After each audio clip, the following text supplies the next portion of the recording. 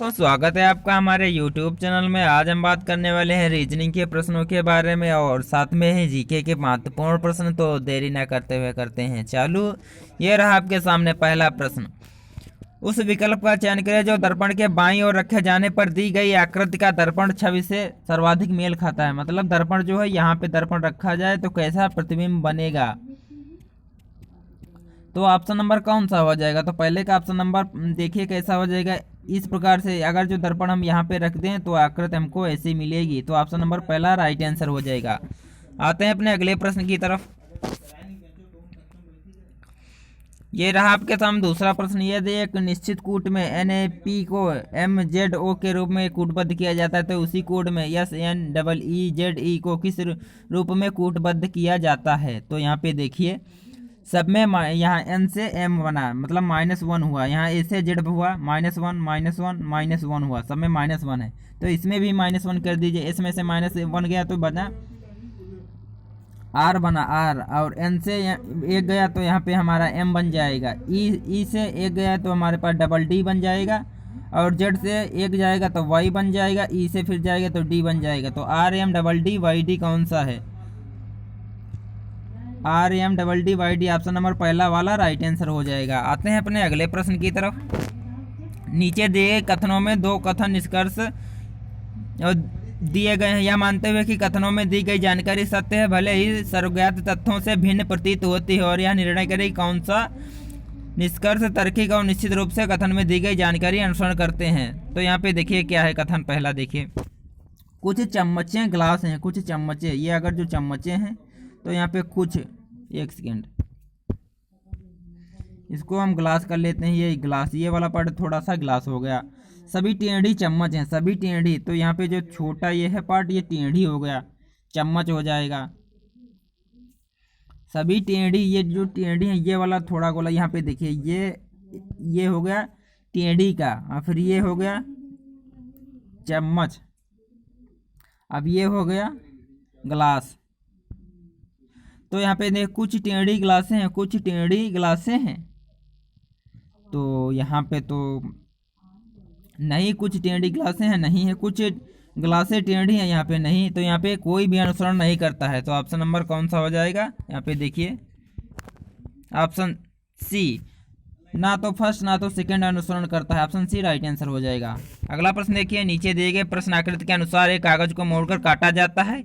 इस कागज को खोलने पर कौन सी आकृति प्राप्त होगी? कागज देखिए किस प्रकार मोड़ा गया। पहले आधा कागज मोड़ा गया यहाँ से, फिर ऐसे आधा और मोड़ा गया, फिर यहाँ पे दो कटर लगाए गए। तो किस प्रकार से हमारा आकृति मिलेगी? तो 4 नंबर में ऑप्शन कौन सा हो जाएगा? पहला वाला आकृति राइट आंसर हो जाएगी। आपको अगर करना है तो आप कागज लीजिए, ऐसे ही मोड़िए और उसको काटिए, फिर खोलिए, ऐसे ही ऑप्शन पहला वाला मिलेगा। आते हैं अगले प्रश्न की तरफ। 5 नंबर प्रश्न देखिए। उस वेन आकृति का चयन कीजिए जो तीन वर्गों के बीच में संबंध को सर्वोत्तम दर्शाता है। कपड़े, टी शर्ट, पतलून और ट्राउजर। तो कपड़े के अंदर आ जाएगा टी शर्ट, और पतलून दोनों आ जाएंगे। तो ऑप्शन नंबर कौन सा हो जाएगा? पहला वाला आंसर राइट आंसर हो जाएगा। अगला प्रश्न देखिए। यहाँ पे देखिए 6 नंबर प्रश्न है। कौन सा प्रश्न आकृति को पूरा करेगी? तो यहाँ पे 6 नंबर प्रश्न में कौन सा हो जाएगा? ऑप्शन नंबर हमारा देखिए, या ये तो होगा नहीं क्योंकि यहाँ पे देखिए अंदर को है, ये देखिए होगा नहीं, यहाँ पे बिल्कुल किनारे में है। डी भी नहीं होगा क्योंकि यहाँ पे ये देखिए निशान दिया गया है। ऑप्शन नंबर बी हमारा राइट आंसर हो जाएगा। ऑप्शन बी राइट आंसर है। आते हैं अगले प्रश्न की तरफ। 7 नंबर प्रश्न है। 4 विकल्प दिए गए हैं जिनमें से किसी 3 तरह से समान है जबकि एक अलग है। असंगत विकल्प का चयन कीजिए। तो 7 नंबर में क्या है? यहाँ पे देखिए 25 जो है 5 का क्यूब है, 729 है किसका क्यूब है? 9 का क्यूब है, 1331 किसका क्यूब है? ये 11 का क्यूब है। लेकिन 75 जो है किसी का क्यूब नहीं। तो ऑप्शन नंबर पहला वाला राइट आंसर हो जाएगा। अगला प्रश्न देखिए। दिए गए समीकरण को संतुष्ट करने के लिए कौन सा चिन्ह प्रयोग करें? तो यहाँ पे देखिए 54, पहला वाला हम रख के देखते हैं। अगर जो यहाँ बराबर रख दीजिए, यहाँ पे गुणा रख दीजिए, यहाँ पे प्लस रख दीजिए, तो 6 पंचे 30 और 14 44 होगा। तो पहला ऑप्शन गलत हो गया। दूसरा वाला देखिए 54 + 6 भाग 5, 54 + 6 भाग 5 बराबर 14, तो ये भी नहीं होगा, ये भी आंसर नहीं होगा, क्योंकि अगर जो हम यहाँ पे 54 प्लस 6/5 करेंगे तो ये भी 14 नहीं मिलेगा हमको। तो ऑप्शन नंबर हम थर्ड को देखते हैं, 54 माइनस 6 बराबर 5 गुणे 14, 14 पंचे 70 हो जाएगा। यहाँ पे 54 में से 6 गया, ये भी नहीं होगा। ऑप्शन नंबर डी को देखते हैं, 54 भाग 6 प्लस 5 बराबर 14। तो देखते हैं यहाँ पे 9 प्लस 5 बराबर 14 हमको मिल रहा है। तो ऑप्शन नंबर डी हमारा राइट आंसर हो जाएगा। ऑप्शन नंबर डी हमारा राइट आंसर है। आते हैं अगले प्रश्न की तरफ। यहाँ देखिए 9 नंबर प्रश्न में देखिए कौन सा निम्नलिखित में दिए गए संबंधित युगल का चयन कीजिए। अफगानिस्तान की राजधानी कौन सी है? काबुल है। तो यहाँ पे नेपाल की मोनाको गलत दिया है। पाकिस्तान की इस्लामानगर। 9 नंबर प्रश्न देखिए, ये भी इस्लामानगर है। इस्लामाबाद होता तो हम कर सकते थे। चीन की बीजिंग, यहाँ पे राइट आंसर चीन की बीजिंग जो है राजधानी सही है। ईरान की डबलिंग, यहाँ पे नहीं, ये भी गलत है। Option number C right answer हो जाएगा। आते हैं अगले प्रश्न की तरफ। 10 नंबर प्रश्न देखिए, 3/2, 5/2, 7/2, 9/2, 11/2, यानी नीचे तो 2 ही रहेगा, तो आप बटे में 2 रख लेंगे। ऊपर देखिए कितना बढ़ रहा है, 3 से 5, 5 से 7, 7 से 9, 9 से 11, तो 11 से 13, 13/2 आपका राइट आंसर हो जाएगा, 13/2। आते हैं अगले प्रश्न की तरफ। 11 नंबर प्रश्न देखिए, रिक्त स्थानों की पूर्ति करना है कि एक, तो यहाँ पे देखिए 21 दूना 42 माइनस 42 प्लस 1 किया है। 21 दूना 42 प्लस 1। यहाँ पे देखिए 43 दूना 86 माइनस 1, 85 दूना 170, यहाँ पे प्लस 1 हुआ है। तो 171 दूना कितना होता है, 342 माइनस 1 हुआ है। तो 342 दूना करेंगे और प्लस 1 कर देंगे, तो 683 हमारा राइट आंसर हो जाएगा। 11 का ऑप्शन नंबर हमारा सी राइट आंसर हो जाएगा। आते हैं अगले प्रश्न की तरफ। नमन को 1 2 3 2 1 के रूप में लिखते हैं, तो विनेश को 6 7 1 4 8 9 रूप में लिखते हैं, तो निमेश को किस रूप में लिखा जाएगा? तो निमेश, एन का कोड कितना है, 1 है। आई का कोड कितना है, तो यहाँ पे 7 है। एम का कोड यहाँ पर कितना है, 3 है, तो यहाँ पे 3 रख लेंगे। फिर यहाँ ई का कोड कितना है, तो यहाँ पे ई का कोड है 4 है, तो ये 4 रख लेंगे। एस एच का कोड कितना है, यहाँ देखिए 8 9 है, 8 9 रख लेंगे। तो 17 34 89 कौन सा है, 17 34 89। तो ऑप्शन नंबर थर्ड हमारा राइट आंसर हो जाएगा। ये देखिए 13 नंबर प्रश्न देखिए, 6 बच्चे उत्तर की ओर मुख किए 2 पंक्तियों में बैठे हैं, उनके नाम हैं। 6 बच्चे उत्तर की ओर मुख किए 2 पंक्तियों में बैठे हैं, उनके नाम है फुजी, यूकेन, यम और क्रिस, चार्ली, मैक। फजी और मैक तिरछे विपरीत बैठे हैं। फजी और मैक तिरछे विपरीत बैठे हैं। तो यहाँ पे देखिए ये हैं फजी और मैक तिरछे, फजी हो गया, ये मैक हो गया, तिरछे विपरीत बैठे हैं। यूकेन ऊपर वाली पंक्ति में बैठा है। यूकेन जो है इसको ऊपर वाली पंक्ति में बैठा दीजिए। और फिजी के तुरंत दाएं बैठा है, और फिजी के तुरंत दाएं बैठा है, फिजी के तुरंत दाएं बैठा है। तो हाँ,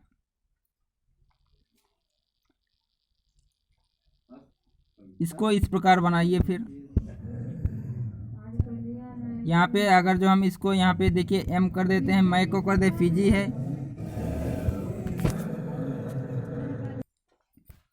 यहाँ पे देखिए क्या हो जाएगा, यहाँ पे हो जाएगा एक लाइन, ये दूसरी लाइन हो गया, ये फिजी हो जाएगा फिजी। फिर ये हो जाएगा, यहाँ पे क्या है, मैक हो जाएगा। अब कह रहा है यूकेन ऊपर वाली पंक्ति में बैठा है और फिजी के तुरंत दाएं हैं, तो यूकेन यहाँ पे कर लीजिए। अब क्या कह रहा है, क्रिस मैक के बाएं से दूसरे स्थान पर है। क्रिस जो है मैक के बाएं से दूसरे स्थान पर, तो यहाँ पे क्रिस हो जाएगा। जबकि यम और क्रिस समान पंक्ति में नहीं है, यम और क्रिस समान पंक्ति में नहीं है, तो यम यहाँ पर कर दीजिए। अब बचा कौन, चार्ली। चार्ली को यहाँ पर बैठा दीजिए। तो अब क्या कह रहा है, यम के तिरछे विपरीत कौन बैठा है, यम के तिरछे विपरीत कौन सा, के से क्या होगा, क्रिस। तो यहाँ पे राइट आंसर क्रिस हो गया। एफ यू देख लीजिए ऊपर क्या है, FUY है, के CHM है। तो यहाँ पे देखिए अगला प्रश्न क्या है, अगला नहीं दिया, कोई बात नहीं। 14 नंबर प्रश्न देखिए क्या है, GPLS को 54 लिखा जाता है, तो WGSQ को किस प्रकार लिखा जाएगा? तो सभी को अगर हम जोड़ते हैं, यहाँ पे देखिए सभी को जोड़िए तो देखिए यहाँ पे जी का होता है 7, पी का होता है 16, एल का होता है 12, एस का होता है 19। अगर आप सभी को इसको जोड़ते हैं तो हमारा कितना मिलेगा, 54 मिलेगा। उसी प्रकार डब्लू का करते हैं तो 23, जी का 7, एस का 19 और के का होता है 11। इसको सभी को जोड़े 9, 1 10 7 17 3 20, हासिल आया 2 2 2 4 और 2 6 तो 60 राइट आंसर हमारा हो जाएगा 60। उम्मीद करता हूँ ये प्रश्न आपको समझ में आ गया होगा। आते हैं अगले प्रश्न की तरफ। यहाँ पे देखिए दिए गए विकल्पों में से संबंधित युगल का चयन कीजिए। तो महीना है, वर्ष है, तो उसी प्रकार कौन सा संबंधित होगा, समय, दूरी होगा, लीटर प्रवाही या मिनट, घंटा या गतिवाहन। तो यहाँ पे देखिए छोटा से बड़ा हो रहा है तो समय जो है दूरी का नहीं समय होता है, समय सेकंड में। अब मिनट जो है घंटा, लीटर प्रवाही, गतिवाहन। तो यहाँ पे 15 का कौन सा हो जाएगा, तो मिनट जो है घंटा, छोटा है फिर बड़ा, तो यानी option number C right answer हो जाएगा। आते हैं अगले प्रश्न की तरफ। 16 नंबर प्रश्न क्या है, यहाँ पे देखिए लुप्त समरूप संख्या युग्म ज्ञात कीजिए। यहाँ पे 1000 है, यहाँ पे 121 है, तो ये देखिए किसका स्क्वायर होता है 1000, स्क्वायर तो किसी का नहीं, लेकिन ये 10 का क्यूब जरूर होता है। 10 का क्यूब है, ये 121 किसका है, ये अनुपात 11 का स्क्वायर है। तो इसी प्रकार क्यूब कौन सा है, तो पहले देख लीजिए क्यूब और स्क्वायर होना चाहिए, और इन दोनों के बीच का अंतर कितना है, 1 है, तो 1 अंतर भी होना चाहिए। तो यहाँ पे देखिए ये 3 का क्यूब है, ये 8 का स्क्वायर है, ये नहीं होगा। यहाँ पे देखिए ये 5 का क्यूब है, ये 5 का क्यूब है, और यहाँ 36 है, ये 6 का स्क्वायर है। तो यहाँ पे देखिए 1 का अंतर है, तो ऑप्शन नंबर कौन सा, डी वाला राइट आंसर हो जाएगा। Option number D right answer है। उम्मीद करता हूँ ये प्रश्न आपको समझ में आ गया होगा। आते हैं अगले प्रश्न की तरफ। उस विकल्प का चयन कीजिए जो सही रूप में रिक्त स्थान की पूर्ति करते हुए श्रृंखला को पूरा करे। एफ से क्या है, एफ से जी हुआ, जी से एच हुआ, तो एच से क्या होगा, तो यहाँ पे देखिए 6 7 8 9, 9 पर क्या आता है, आई आता है। उसी प्रकार के एम और ओ, 11 2 13 2 15 2 17, 17 पे क्या आता है, क्यों आता है। इसी प्रकार पी से क्यों, आर और फिर यस, तो आई क्यों yes, option number D right answer हो जाएगा। Option number D right answer है। आते हैं अगले प्रश्न की तरफ। 4 शब्द दिए गए हैं जिसमें किसी तरह से समान है जबकि एक अलग है, असंगत शब्द का चयन कीजिए। तो यहाँ पे देखिए असभ्यता, लूट, सेंध या चोरी। तो 18 नंबर में कौन सा हो जाएगा, तो 18 में देखिए असभ्यता जो है ये जो है ये गुण होता है, बाकी सेंध, लूट और चोरी ये कर्म होते हैं। तो यहाँ पे कौन सा है, ऑप्शन नंबर ए असभ्यता जो है राइट आंसर हो जाएगा। अगला प्रश्न देखिए, नीचे दिए गए कथनों के बाद निष्कर्ष फर्स्ट, सेकंड और थर्ड दिए गए हैं यही मानते हुए कि कथनों में दी गई जानकारी सत्य है, भले ही वह सर्वज्ञात तथ्यों से भिन्न प्रतीत होती है, और यह निर्णय करें कि कौन से निष्कर्ष तार्किक और निश्चित रूप से कथन में दी गई जानकारी का अनुसरण करता है या करते हैं। तो कथन देखिए, फिर निष्कर्ष देखिए उनको। तो कथन है देखिए कुछ महिलाएं कमज़ोर हैं, तो कुछ महिलाएं जो हो गई ये कमज़ोर हो गई, ये महिलाएं हैं ये कमज़ोर हो गए। कुछ कमज़ोर स्त्री हैं, कुछ कमज़ोर स्त्री हैं, ये स्त्री इससे हो गया। सभी स्त्रियां लो हैं, तो सभी स्त्रियां को हम लोह मान लेते हैं, लो हैं। सभी लोह सोना है, तो सभी लोह जो हैं ये सोना को मान लेते हैं। तो क्या करें, निष्कर्ष है देखिए कुछ कमज़ोर लौह हैं, कुछ कमज़ोर जो हैं लोह हैं, हाँ बिल्कुल सही है। और कुछ सोना कमज़ोर है, कुछ सोना कमज़ोर है, हाँ ये भी सही है। कुछ महिलाएं स्त्रियां हैं, कुछ महिलाएं स्त्रियां हैं, ये वाला ऑप्शन थर्ड जो है गलत है। तो यहाँ पे फर्स्ट और सेकंड अनुसरण करते हैं, ऑप्शन नंबर पहला वाला राइट आंसर हो जाएगा। आते हैं अगले प्रश्न की तरफ। ये देखिए उस विकल्प आकृति का चयन कीजिए जिसमें प्रश्न आकृति छिपी हुई है। तो ये जो आकृति है, पहली वाली आकृति किसमें छिपी हुई है, तो यहाँ पे ऐसे देख लीजिए, थोड़ा छोटा हो जाए, हाँ ये पर देख लीजिए। तो कौन सा हो जाएगा, ऑप्शन नंबर 20 में कौन सा हो जाएगा, 20 का ए हो जाएगा। यहाँ पे आप देखिए यहाँ पे छिपी हुई है आकृति, ये फिर ये ऐसे हो जाएगी, और फिर ये ऊपर जाके ऐसे। तो ऑप्शन नंबर पहला है, ध्यान से देखिए आपको भी दिखेगी, और किसी में आकृति ऐसी नहीं है। आते हैं अगले प्रश्न की तरफ। 4 अक्षर समूह दिए गए हैं जिनमें से 3 किसी तरह से समान है जबकि एक अलग है। अक्षर समूह का चयन करें, असंगत कौन सा यहाँ पे चयन कीजिए। तो यहाँ पे देखिए जे के फिर यहाँ पे +1 हुआ, फिर यहाँ पे के से एन, तो 11 और 3 14, यहाँ पे +3 हुआ, फिर 14 और 3 17, यहाँ पे +3 हुआ। तो इसी प्रकार देखिए क्यू आर +1 हुआ, यहाँ पे आर से टी RST +2 हुआ। और इसी प्रकार टी से डब्ल्यू, तो यहाँ पे +3 हुआ। यहाँ से देखिए DE +1 हुआ। इसी प्रकार 5 से 2 +2 हुआ। और जी से यहाँ पे +2 +3 हुआ, यहाँ पे +1, यहाँ पर भी +2 हुआ, +3 हुआ। तो यहाँ राइट आंसर कौन सा हो जाएगा? ऑप्शन नंबर 21 का पहला वाला राइट आंसर हो जाएगा। क्यों? क्योंकि यहाँ पे देखिए जे से +1 तो हो रहा है, फिर के से एन +2 होना था, लेकिन यहाँ पे हुआ क्या? +3। ये तो ऑप्शन नंबर पहला वाला राइट आंसर हो जाएगा। ये ऑप्शन नंबर पहला मेल नहीं खाता है। अगला प्रश्न देखिए, 35 बच्चों की एक कक्षा में अमैया की रैंक ऊपर से 6वीं है, यानी ऊपर से 6वीं रैंक है अमैया की, और एनी अमैया से 7 रैंक नीचे है। एनी अमैया से 7 रैंक नीचे है, तो ये एनी हो गई। तो क्या कह रहा है? एनी की रैंक नीचे से क्या है? एनी की रैंक नीचे से क्या है? टोटल छात्र कितने हैं? टोटल छात्र हमारे पास हैं 35। तो ये जो है एनी की रैंक जो है ऊपर से कितनी हो जाएगी? 7 और 6, 7 और 6 13 हो जाएगी। यहाँ पे देखिए ऊपर से अगर निकालेंगे तो ये 13 हो जाएगी एनी की रैंक, और नीचे से निकालेंगे तो 35 में से 13 निकाल देंगे और +1 कर देंगे। 35 में से 13 निकाल देंगे और प्लस यहाँ पे 1 कर देंगे, तो यहाँ पे आ जाएगा हमारे पास, यहाँ पे आ जाएगा 22, और 22 + 1 23। तो 23वीं रैंक जो होगी अमैया की नीचे से होगी। Option number C right answer हो जाएगा। अगला प्रश्न देखिए, प्रश्न आकृत है और क्या दिए गए श्रृंखला में आगे आने वाले विकल्प को चुने। तो यहाँ पे कौन सा अगला आकृति होगी? तो यहाँ पे देखिए पहले 1 2 3 थे, 1 2 3 थे, ठीक, मतलब ये अपोजिट दिए गए हैं। यहाँ पे देखिए अपोजिट, ये अगर नीचे को है ये ऊपर को है, ये ऊपर को है ये नीचे को है। अगर ये नीचे को है तो ऊपर को होना चाहिए, वो भी 3 यहाँ पे लाइन होनी चाहिए। तो 3 लाइनें हैं, ऊपर को होना चाहिए। तो यहाँ पे कौन सा हो जाएगा? ऑप्शन नंबर हमारा हो जाएगा डी वाला राइट आंसर हो जाएगा। ऑप्शन नंबर डी हमारा राइट है। ध्यान से देखिए, डी वाला राइट आंसर है। ये रहा आपके सामने अगला प्रश्न। यहाँ पे देखिए 8 व्यक्ति ABCDEFGH एक वृत्ताकार मेज के चारों ओर बैठे हैं। ए और बी केंद्र की ओर मुख किए हैं। तो 8 व्यक्ति हैं, तो 8 व्यक्ति का हम ढांचा तैयार कर लेते हैं। तो क्या कह रहा है?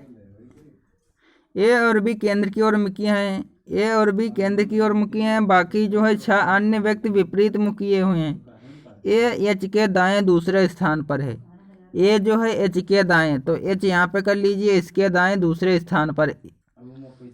ए जो है एच के दाएं दूसरे स्थान पर है, और एच जो है एच बाहरी को ओर देख रहा है, तो इसका मुंह बाहर होगा, तो दायां क्या होगा? तो या इसका दायां इधर की ओर होगा ना, दूसरे स्थान पर बैठा है। और देखिए फिर यहाँ क्या कह रहा है? बी ए के बाएं से तीसरे स्थान पर बैठा है। ए के बाएं तीसरा क्या होगा? क्योंकि ये केंद्र की ओर देख रहा है, तो 1 2 3, तो यहाँ पे क्या हो जाएगा? बी जो है ए के बाएं तीसरे स्थान पर बैठा है, ये बी हो गया। डी जी के दाएं दूसरे स्थान पर बैठा है। डी जो है जी के दाएं, अब जी कहाँ पे है इसे कैसे पता चलेगा? आगे पढ़ते हैं। जी ना बी और ना ए का निकटतम पड़ोसी है, तो जी जो है कहाँ पे बैठ सकता है?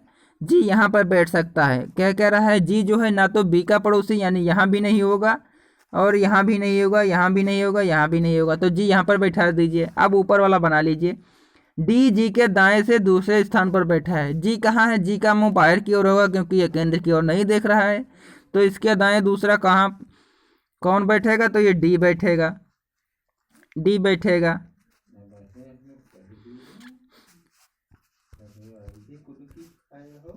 ये डी बैठा दिया। अब क्या बचा? देखिए आगे पढ़िए। ई और एफ तुरंत पड़ोसी हैं। ई और एफ तुरंत पड़ोसी हैं, तो अगर हम यहाँ पे ई और एफ को बैठा देते हैं, ई और एफ तुरंत पड़ोसी हैं। अब क्या कह रहा है, केंद्र के विपरीत मुख किए हुए हैं, जो कि केंद्र के विपरीत, ये दोनों बाहर की ओर मुख किए हुए हैं, बाहर की ओर मुख किए हुए हैं। तो कह रहे हैं डी के सापेक्ष सी का स्थान क्या है, डी के सापेक्ष सी का स्थान, और सी है कहाँ पे, ये जो एक लाइन बची तो यहाँ पे कौन बैठा है, सी बैठा है। तो डी के बाएं, क्योंकि डी जो है डी बाहर की ओर देख रहा है, तो डी के बाएं तीसरे स्थान पर होगा, बाएं से तीसरा। ऑप्शन नंबर सी हमारा राइट आंसर हो जाएगा, बाएं से तीसरा राइट आंसर। देख लीजिए, आप स्क्रीनशॉट ले लीजिए और आराम से सोच समझ कर बनाइएगा। तो option number C right answer हो जाएगा। आते हैं अपने अगले प्रश्न की तरफ। यह है 25 नंबर प्रश्न और आज का रीजनिंग का लास्ट प्रश्न है। यहाँ पे देखिए किस प्रकार से प्रश्नवाचक के स्थान पर क्या आएगा। तो यहाँ पे देखिए 8 और 7 की गुणा करा दिए तो 56 मिल गया। इसी प्रकार 7 और 2 की गुणा कर दे 14 हो गया। इसी प्रकार 10 की गुणा 2 में करा देंगे तो यहाँ पे 20 मिल गया। तो यहाँ पे और क्या हो जाएगा, 20 की गुणा यहाँ पे, तो यहाँ पे क्या हो जाएगा, 10 की गुणा और 8 की गुणा हो जाएगी, क्योंकि बाहर की गुणा करा रहे थे ना। 10 की गुणा 8 में करा देंगे तो हो जाएगा 80। 80 राइट आंसर हो जाएगा हमारा, राइट आंसर 80 हो जाएगा। अब आते हैं जीके के प्रश्नों के तरफ। तो यहाँ पे देखिए 26 नंबर प्रश्न क्या कह रहा है, विशाल बांधों के निर्माण का विरोध किन कारणों से किया जाता है। तो यहाँ पे क्या हो जाएगा, तो ऑप्शन नंबर हो जाएगा किसानों के बड़े पैमाने पर विस्थापन, या बिजली उत्पादन में कोई मदद नहीं थी, वे कम लागत के नहीं थे, शारीरिक श्रम की कमी। तो यहाँ पे ऑप्शन नंबर कौन सा हो जाएगा, पहला वाला राइट आंसर हो जाएगा, क्योंकि जब भी विशाल बांधों का निर्माण किया जाता है तो किसानों को विशाल स्तर पर विस्थापन करना होता है, अतः इसी कारण इन बांधों के निर्माण का विरोध किया जाता है। तो ऑप्शन नंबर पहला राइट आंसर हो जाएगा। अगला प्रश्न देखिए, धूप खेल एक मौसमी खेल है जो रिक्त स्थान में खेला जाता है। तो यहाँ पे कौन सा हो जाएगा, 27 नंबर में। तो ये धूप खेल जो है एक असम का खेल है।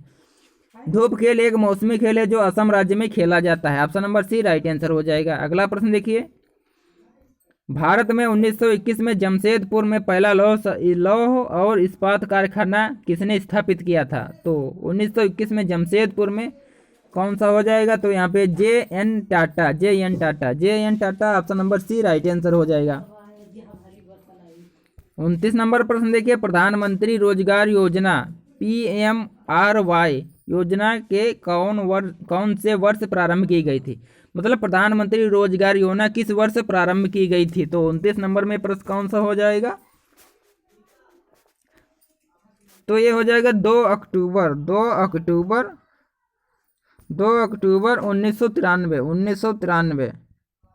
1993 को प्रारंभ की गई थी, जो शिक्षित बेरोजगारों को स्वनियोजन उपलब्ध कराने के लिए प्रारंभ किया गया था। तो option number C right answer हो जाएगा। अगला 30 नंबर प्रश्न देखिए, भारतीय संविधान लिखने वाली संविधान सभा में कितने सदस्य थे। IMP क्वेश्चन है एग्जाम के लिए। तो यहाँ पे क्या हो जाएगा, 30 नंबर प्रश्न में देखिए क्या हो जाएगा, ऑप्शन नंबर सी हमारा राइट आंसर हो जाएगा 299। तो इसमें कुछ पॉइंट है जो हम पढ़ रहा हूँ। तो देखिए, भारत का संविधान लिखने वाली संविधान सभा में कुल 299 सदस्य थे, 299 सदस्य थे, जिसमें से 1946 में इसका निर्माण किया गया था। संविधान सभा के सदस्यों की कुल संख्या 389 निश्चित की गई थी, जिसमें 292 ब्रिटिश प्रांतों के प्रतिनिधि थे।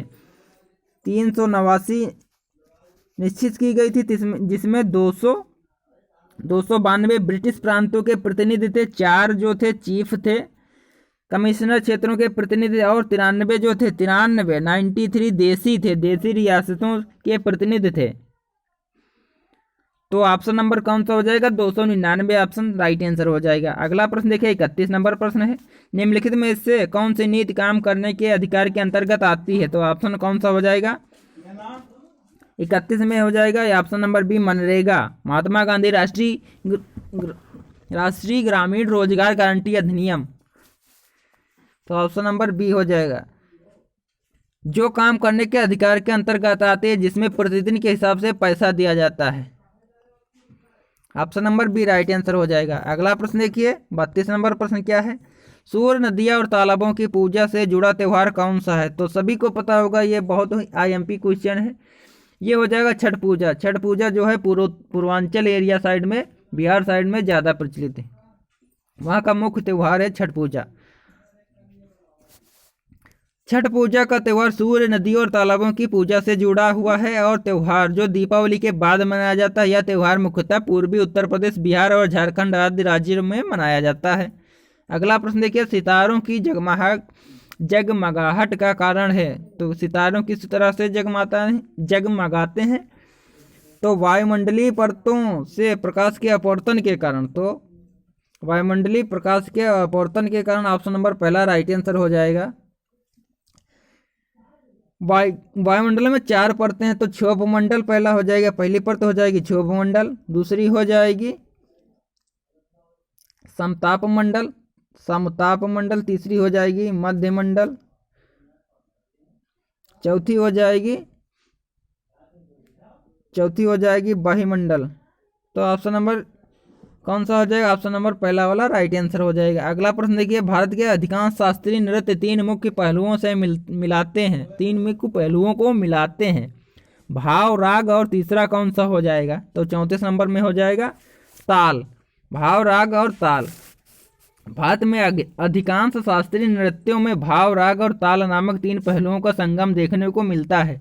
ज्ञात हो कि कथक, कुचिपुड़ी और कथकली तथा भरतनाट्यम क्रमशः उत्तर प्रदेश, आंध्र प्रदेश, केरल तथा तमिलनाडु के शास्त्रीय नृत्य हैं। तो ऑप्शन नंबर कौन सा हो जाएगा? पहला राइट आंसर हो जाएगा ताल।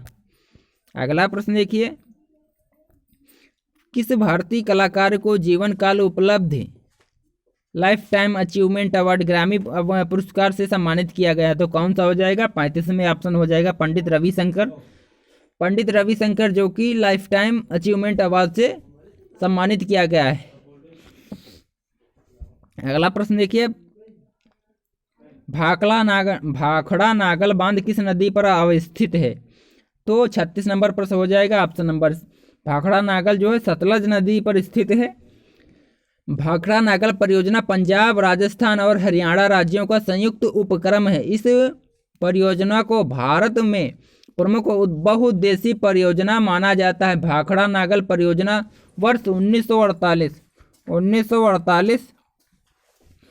में शुरू की गई थी और यह 1968 में पूरी हुई थी। 1968 में पूरी हुई थी। तो पूछे शुरू कब हुई थी? तो ये 1948 में शुरू हुई थी और 1968 में पूरी हुई थी। इस परियोजना का नाम 2 बांधों भाखड़ा और सतलज नदी से आया है, जो सिंधु नदी, सतलज नदी और एक सहायक नदी पर निर्मित है। तो ऑप्शन नंबर कौन सा हो जाएगा? सतलज नदी। आते हैं अगले प्रश्न की तरफ। राष्ट्रीय युवा दिवस किसके जन्मदिन पर मनाया जाता है? तो युवा दिवस तो हो जाएगा Swami Vivekananda. Option number Swami Vivekananda right answer है, जो कि 12 जनवरी को प्रत्येक वर्ष मनाया जाता है। इनका जन्म, स्वामी विवेकानंद जी का जन्म 12 जनवरी 1863 ईस्वी को कोलकाता में हुआ था। इनका बचपन का नाम नरेंद्र नाथ था। इन्होंने अमेरिका स्थित शिकागो में 1893 में आयोजित विश्व धर्म महासभा में भारत की ओर से सनातन धर्म का प्रतिनिधित्व किया था और इन्होंने 1897 में रामकृष्ण मिशन की स्थापना की। 1897 में। ऑप्शन नंबर कौन सा हो जाएगा? ए, स्वामी विवेकानंद। अगला प्रश्न देखिए 38 नंबर प्रश्न देखिए, निम्न में से किस उच्च न्यायालय में सबसे अधिक बैठकें हैं? तो यहाँ पे कौन सा हो जाएगा? गुवाहाटी उच्च न्यायालय। गुवाहाटी उच्च न्यायालय में सर्वाधिक पीठें हैं। इसकी पीठें कोहिमा नागालैंड के लिए, ईटानगर जो है अरुणाचल प्रदेश के लिए तथा आइजोल मिजोरम के लिए है। अगरतला और शिलांग में इसकी सर्किट बेंच है। तो यहाँ पे कौन सा ऑप्शन हो जाएगा? ए, ऑप्शन नंबर ए, गुवाहाटी उच्च न्यायालय। अगला प्रश्न देखिए, साइकिल चलाते हुए दुनिया पार करने वाली सबसे तेज एशियाई कौन है? IMP क्वेश्चन है। देखिए, साइकिल चलाते हुए दुनिया पार करने वाली सबसे तेज एशियाई कौन है? तो यहाँ पे 39 नंबर में हो जाएगा option number B, Vedangi Kulkarni है।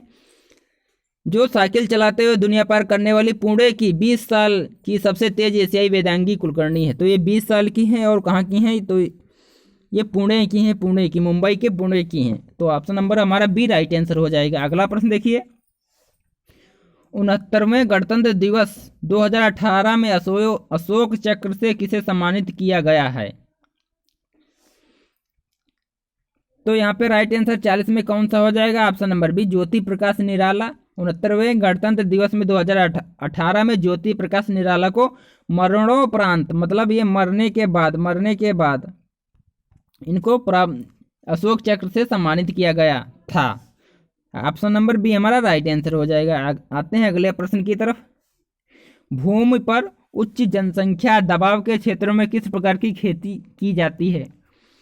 तो यहाँ पे कौन सा हो जाएगा, 41 नंबर प्रश्न में देखिए, तो जिन क्षेत्रों में जनसंख्या का दबाव उच्च होता है वहाँ पे सघन निर्वाह खेती, ऑप्शन नंबर पहला हो जाएगा, सघन निर्वाह खेती की जाती है। या कृषि की वह प्रणाली है जिसमें कम जमीन में अधिक परिश्रम, पूंजी, उर्वरक या कीटनाशक आदि डालकर अधिक उत्पादन किया जाता है। लेखपाल के लिए अति महत्वपूर्ण प्रश्न है, लेखपाल के लिए अति महत्वपूर्ण प्रश्न है, क्या हो जाएगा, भूमि, यहाँ पे सघन निर्वाह खेती, राइट आंसर हो जाएगा ऑप्शन नंबर पहला, सघन निर्वाह खेती। अगला प्रश्न देखिए, पीयूष ग्रंथि द्वारा किस हार्मोन का स्राव किया जाता है। तो 42 नंबर में है, पीयूष ग्रंथि द्वारा वृद्धि हार्मोन या ग्रोथ हार्मोन, यहाँ पे हो जाएगा पीयूष ग्रंथि द्वारा वृद्धि हार्मोन का स्रावण किया जाता है। या ग्रंथि मस्तिष्क के नीचे, जैसे ये खोपड़ी हो गई, ठीक है, यहाँ पे मस्तिष्क के नीचे स्थित होती है, हाइपोथैलेमस के पास। मस्तिष्क में हाइपोथैलेमस से स्रावित हाइपोथैलेमिक मोचित, जिसे रिलीसिंग कारक हार्मोन इस ग्रंथि को स्रावित करने के लिए उत्तेजित करता है। पीयूष ग्रंथि के दो अलग अलग कार्यात्मक भाग होते हैं, पश्च पीयूष ग्रंथि और अग्र पीयूष ग्रंथि। तो राइट आंसर हो जाएगा यहाँ पे वृद्धि हार्मोन। अगला प्रश्न देखिए, 43 नंबर है, किस भारतीय राज्य में आवास मंडलियों, उद्योगों और इमारतों की अन्य निर्दिष्ट श्रेणियों के लिए सौर प्लांट्स अनिवार्य कर दिए गए हैं। तो 43 नंबर प्रश्न में हो जाएगा option number A Haryana, right answer हो जाएगा। हरियाणा राज्य में आवास मंडलियों, उद्योगों और इमारतों की अन्य निर्दिष्ट श्रेणियों के लिए सौर प्लांट को अनिवार्य कर दिया गया है। तो राइट आंसर हरियाणा हो जाएगा। अगला प्रश्न देखिए, केंद्रीय सामाजिक कल्याण मंडल के संस्थापक अध्यक्ष कौन थे। तो यहाँ पे हो जाएगा 44 नंबर में कौन सा हो जाएगा, तो ये हो जाएंगे जी दुर्गाबाई देशमुख। दुर्गाबाई देशमुख केंद्रीय समाज कल्याण बोर्ड की संस्थापक अध्यक्ष थी। इससे पूर्व वह योजना आयोग में समाज सेवा की प्रभावी थी और प्रथम पंचवर्षीय योजना के लिए कल्याण कार्यक्रमों की योजना बनाने की सहायक थी। तो ऑप्शन नंबर सी हमारा राइट आंसर हो जाएगा। अगला प्रश्न देखिए, 45 नंबर प्रश्न, मशरूम और अन्य सूक्ष्म जीव मृत पौधे और जानवरों के ऊतकों पर फीड करते हैं और उन्हें क्या कहते हैं। तो 45 में हो जाएगा ऑप्शन नंबर डी, इन्हें धरण कहते हैं। धरण क्या होता है, देखिए सूक्ष्म जीव जो मृत पौधों और जानवरों को ह्यूमस में परिवर्तित करते हैं, उन्हें बैक्टीरिया और कवक जैसे डीकम्पोजर के रूप में जाना जाता है। या सूक्ष्म जीव मृत पौधों पर धरण उत्पन्न करने का कार्य करते हैं। तो option number D right answer हो जाएगा। अगला प्रश्न देखिए, 46 नंबर प्रश्न, चिप्स को ऑक्सीडाइज्ड होने से बचाने के लिए चिप्स के बैग में कौन सी गैस भरी होती है। तो चिप्स होते हैं, जैसे हो गया आलू की चिप्स या भुजिया हो गया या फिर कोई दाल मोठ, तो इनमें कौन सी गैस भरी होती है। तो यहाँ पे क्या हो जाएगा, 46 नंबर में हो जाएगा ऑप्शन सी, नाइट्रोजन गैस भरी होती है।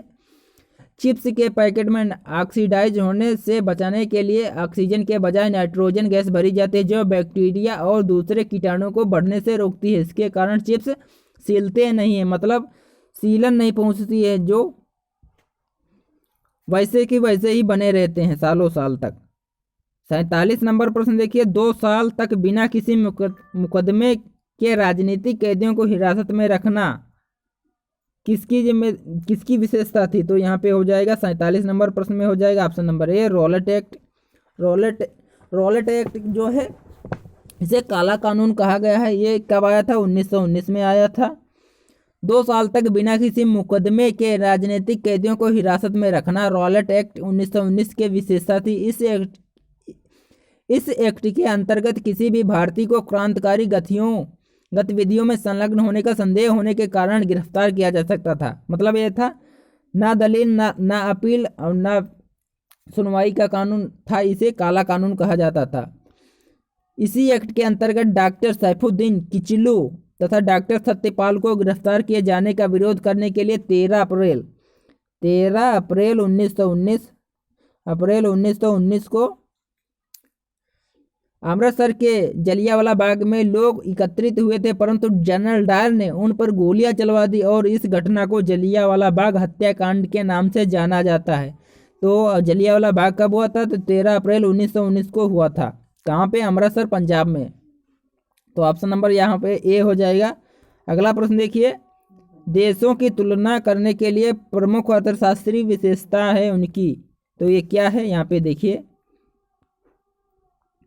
आय हो जाएगा, मानव विकास सूचकांक या जनसंख्या मृत्यु दर, तो यहाँ पे 48 नंबर हो जाएगा। ऑप्शन नंबर ए आय जो है राइट आंसर हो जाएगा। देशों की तुलना करने के लिए प्रमुख अर्थशास्त्री विशेषता उनकी आय है, तो ऑप्शन नंबर पहला राइट आंसर हो जाएगा।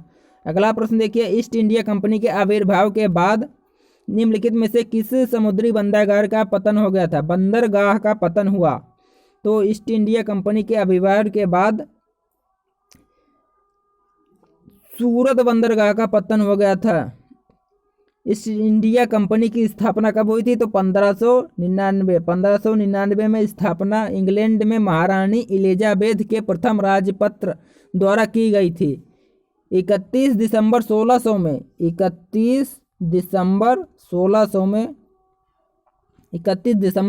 में इस कंपनी को पूर्वी देशों के साथ 15 वर्षों तक, कब? 15 वर्षों तक व्यापार करने की अनुमति दी गई थी। मतलब जो है ये एग्रीमेंट हो गया था, 15 वर्षों के लिए पूर्वी देशों के साथ हम व्यापार कर सकते हैं सूरत बंदरगाह से ईस्ट इंडिया कंपनी के लिए। तो ऑप्शन नंबर यहाँ पे ए राइट आंसर हो जाएगा।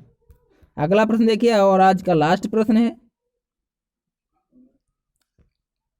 50 नंबर प्रश्न देखिए, कौन सा भारतीय सांस्कृतिक स्थल विश्व विरासत की सूची में शामिल नहीं है? तो 50 नंबर में हो जाएगा option number B, Jama Masjid इसमें नहीं है। विकल्पों में दिए गए कुतुब मीनार 1993, कुतुब मीनार जो है 1993, लाल किला परिषद 2007, हुमायूं का मकबरा 1993 में विश्व विरासत की सूची में शामिल है, परंतु जामा मस्जिद नहीं है। आगरा का किला, अजंता की गुफाएं, एलोरा की गुफाएं तथा ताजमहल सभी को वर्ष 1983 में कौन कौन से शामिल हो गए थे? देखिए, आगरा का किला, अजंता की गुफाएं, एलोरा की गुफाएं, ताजमहल सभी को 1983 में इसी सूची में शामिल किया गया था। तो यहाँ पे राइट आंसर हो जाएगा जामा मस्जिद, जो कि इस विश्व विरासत की सूची में शामिल नहीं है। तो यहाँ पे राइट आंसर बी हो जाएगा। तो ये थे कुछ महत्वपूर्ण प्रश्न आने वाली महत्वपूर्ण परीक्षा के लिए। तो कैसे लगे आप कमेंट में करके जरूर बताइए। अगर आप चैनल पर नए हैं तो चैनल को सब्सक्राइब कर लीजिए, साथ में बेल आइकन को दबा लीजिए और अपना प्यार और सपोर्ट इसी तरह बनाए रखिएगा। मिलते हैं किसी और नई वीडियो में, तब तक के लिए दीजिए इजाज़त। धन्यवाद।